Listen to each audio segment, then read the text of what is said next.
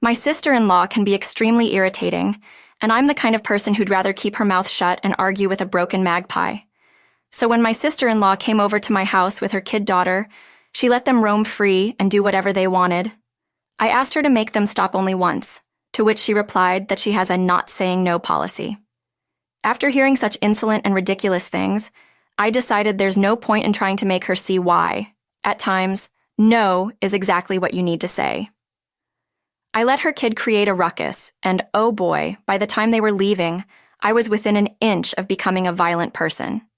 My sister-in-law had zero basic etiquette when it comes to visiting relatives, and she is surely not teaching any to her kid. The only saving point in that kid's life can be her dad, and if even he gives up, then all I can say is that little girl is going to be the bully of her high school in the future. The 3 days she was here, she destroyed my home. They had brought along with them her Lego set, and instead of using those set pieces to build something, she was playing hide-and-seek with them. The number of times I've almost broken my foot by stepping on them or tripping is giving me nightmares, and that's not all. She asked her mom if she could use the spare bedsheets in the guest room to play pretend being a ghost, and of course, sister-in-law let her roam around the house. I was talking to a neighbor at the door when I heard something break and rushed in to see my coffee machine lying on the floor. I didn't have to plug it in to know it wouldn't work. I asked what happened, and sister-in-law said the sheet was too big, and while her daughter was running around with open arms, she stumbled and accidentally hit the coffee machine. Like, I'm sorry, I didn't get a smaller bedsheet? Was it too much for them to stay in a room with enough space to run around, or not do such stupid things to begin with? I somehow controlled my anger and smiled through my pain because I knew causing a scene would only result in an unnecessary squabble between me and my brother. The next day, I was setting the table for dinner and carrying a pot with soup in it to the table. I specifically told sister-in-law's daughter to stay in the living room because she was running around and playing, and even told my sister-in-law to watch her until I was done with dinner. But of course, once again, they didn't listen, and the daughter ran into me to give me a back hug. Unfortunately, I tripped, and the pot slipped from my hands with soup falling all over the rug. If y'all ever had a rug, you know how hard it is to clean food from it. And even though I washed it instantly with soap, there's a big yellow spot visible on it. I couldn't even shout at the kid because she was just playing, and it was sister-in-law's responsibility to make sure she doesn't run into unsafe places. But I was definitely at my wit's end. I got the opportunity for revenge when the kid saw a promo video of Impractical Jokers while I was surfing what to watch and asked me, "What are impractical jokes?" I told her they are silly pranks that people do on other people, and she asked me what pranks are. So I explained to her how you make a joke out of people you love or are comfortable with, and it's something that shouldn't bother them. I told her it's only done with people you know wouldn't mind you playing a prank, and even told her a few stories of pranks I've pulled or seen other people do. By the time I was done explaining, she was fascinated and asked me if she could do it too. I saw my opportunity and took it. I used sister-in-law's not saying no policy and told her yes, of course she can do them. I then told her in detail about what she could do at her home to prank her parents. That was her last day at my place, and the next day they left. Yesterday, 3 weeks later, I opened the door and found my sister-in-law standing there crying. She was in hysterics, so I invited her in and gave her some water to calm her down. Once she was somewhat quieter, I asked her what happened, and gosh, it was all my fault. Apparently, the kid did pull some pranks, and they were not harmless. I only told her about the ones where you write something on someone's back or use ketchup to pretend to be hurt, but she must have talked to other people because sister-in-law told me how she's been pulling pranks every other day, and she's up to her limits dealing with them. At first, she changed the sugar with salt, and it was just a silly trick they all laughed at while eating. But then she switched sister-in-law's face cream with mayo, and it wasn't fun anymore. But even then, it wasn't too bad because no one was harmed. But last week, she changed my brother's prescription pills with the multivitamins, and sister-in-law took them, thinking she was just taking her vitamins. Next thing they knew, she had to go to the ER with a high fever and lack of breath. It wasn't something life-threatening, but they can't overlook this habit of hers. And my sister-in-law has been trying to tell her it's wrong, and she can't keep doing this, but her daughter isn't listening. She has been throwing tantrums and is giving sister-in-law a hard time because she denied her something for the first time in her life. I was feeling guilty for how I taught her about pranks, but at the same time, I think sister-in-law had it coming because of her ridiculous policy. I managed to calm her down and send her back home, and seeing how she didn't blame me for what's happening in her life, it looks like she doesn't know I taught her kid about pranks. But even if she knew, I don't think I would have apologized because she kind of deserved it. Am I the a-hole for not coming clean and helping her out, or simply for enjoying what's happening? Well, my sister-in-law called today after a week because she found out I was the one who taught that kid about pranks and how to pull them off. To be honest, the ones I taught her weren't even harmful, and even if she had done her worse, they wouldn't hurt a fly. More importantly, I had no idea where she learned about the other one, so I can't completely say it's my fault she did what she did. But sister-in-law wasn't thinking the same way I was, which is not really a surprise for me, seeing how she had a not saying no policy for raising kids, while I have a policy where I do anything to teach them how to behave. Anyway, she started ripping into me the moment I picked her call and didn't stop until I hung up. She didn't give me a chance to put in a word and kept calling me the B word and other names for messing with her kid and being responsible for her almost death, which again is an overstatement, as she told me herself that the doctors categorized her case as an allergic reaction to taking the wrong pills.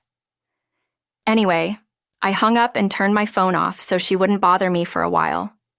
I need to collect myself and let my anger go before I can talk to her again. I can't really avoid this conversation because if not her, I have to face my brother, which would be worse.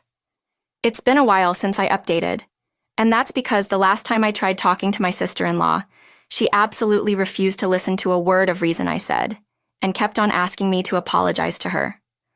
But I was adamant about not saying sorry. It was her upbringing from the start that the kid didn't know what's right or wrong because of her ideals and policies. They destroyed my house, and all I did in return was teach the kid what pranks are. And it's not like she wouldn't have found out about them a few years into the future. I do feel bad for what happened and how my sister-in-law had to be rushed to the ER, but I still wouldn't take the full blame for it. I still believe she had it coming and needed to learn how to say no to her kid.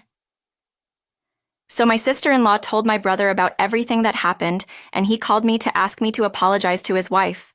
But I was already so mad with my sister-in-law that hearing my brother ask me to say sorry for something that may or may not have been entirely my fault, I lost it. I told him how he needs to look at his own family and kid before asking me to apologize. I told him how that little devil destroyed my house because his wife refused to control her kid, and I deserve an apology too.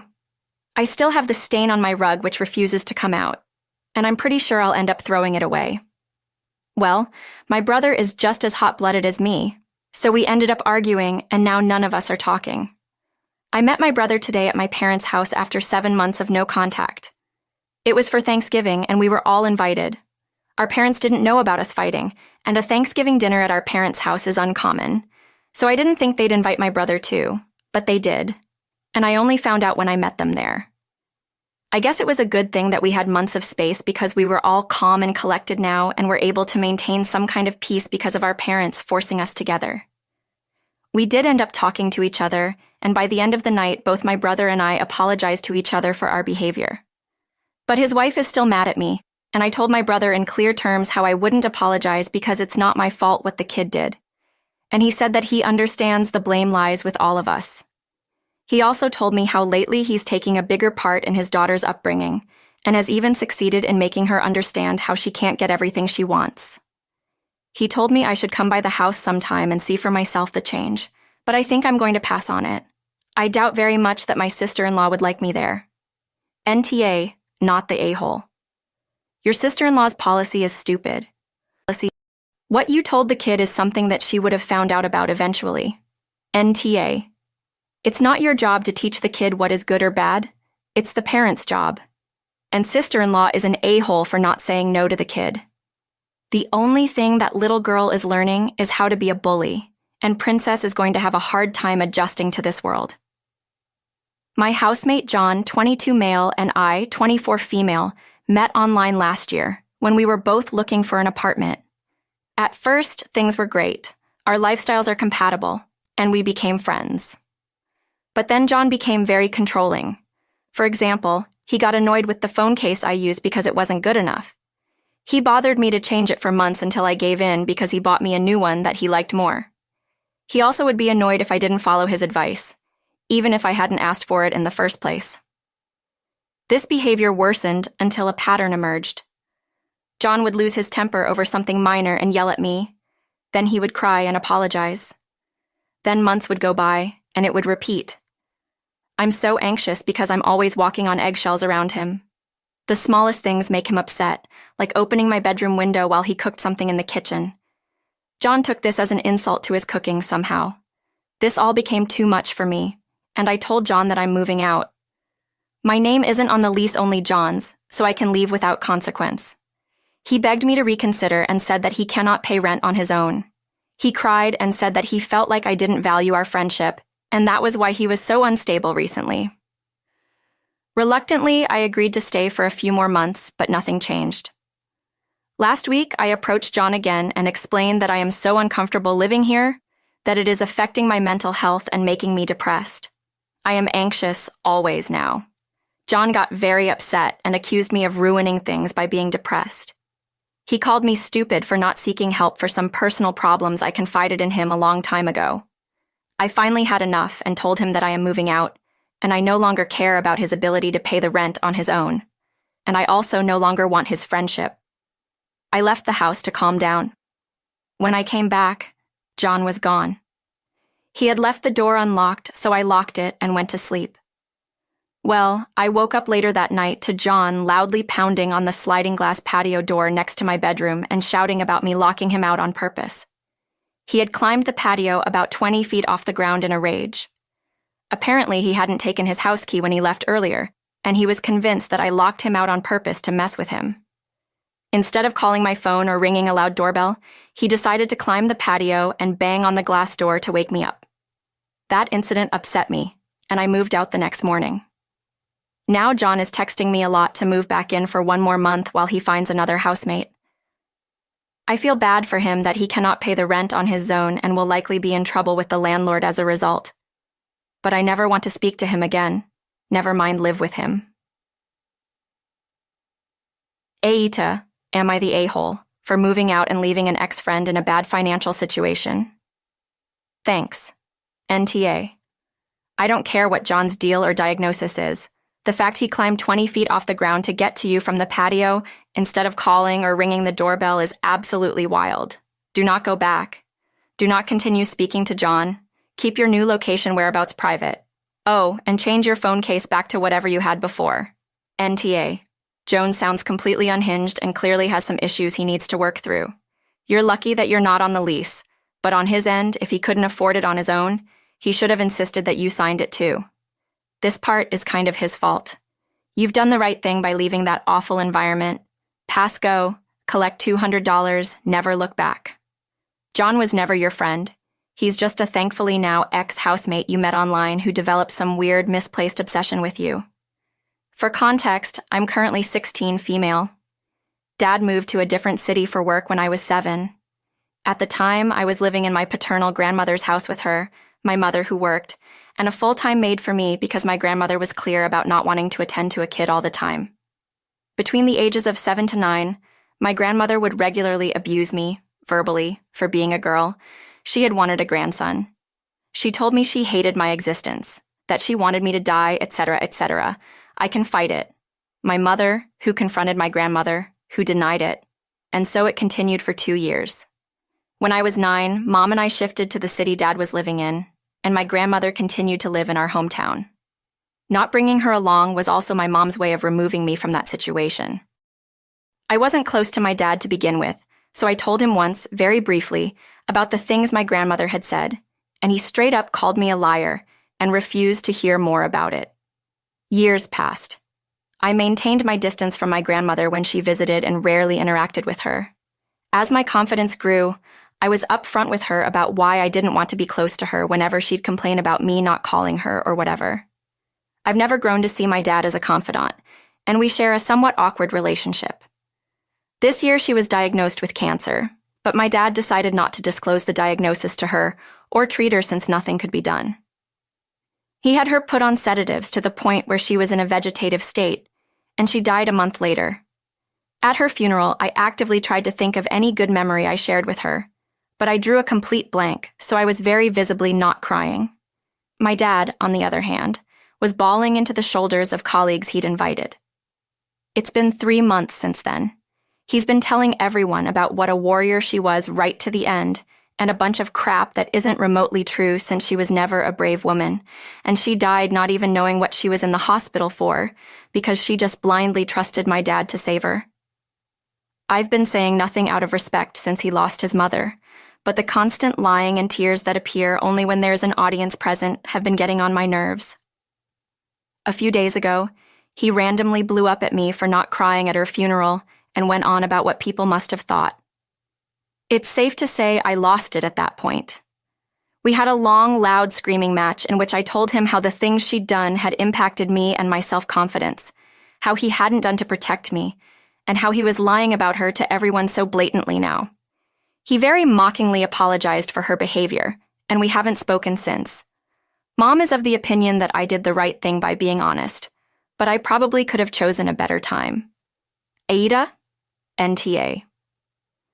It's amazing how people are allowed to act like a-holes, but when they get taken on, it's no longer a fair playing field. Your father never protected you from your grandmother and expected you to cry crocodile tears at her funeral. Hell, he was crying crocodile tears. You were well within your right to blow up at him. Hopefully he thinks long and hard about this and either apologizes or does not bring this up again.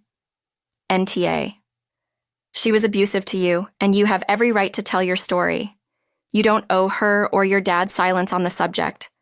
Your dad is more concerned about other people's opinions than about you, and that's really messed up. At your age, you probably don't have a lot of options to distance yourself from him yet, but I would be keeping your emotional distance as much as possible. This is trademark behavior from an abusive person. It's very likely that once you move out, you'll start to notice other patterns and realize he carried on her legacy with a different facade. At the very least, he is emotionally neglectful, and that leaves deep wounds. I hope you're okay. You are absolutely NTA here, and I'm honestly really impressed at the way you handled this, especially at your age. You're gonna be fine. NTA.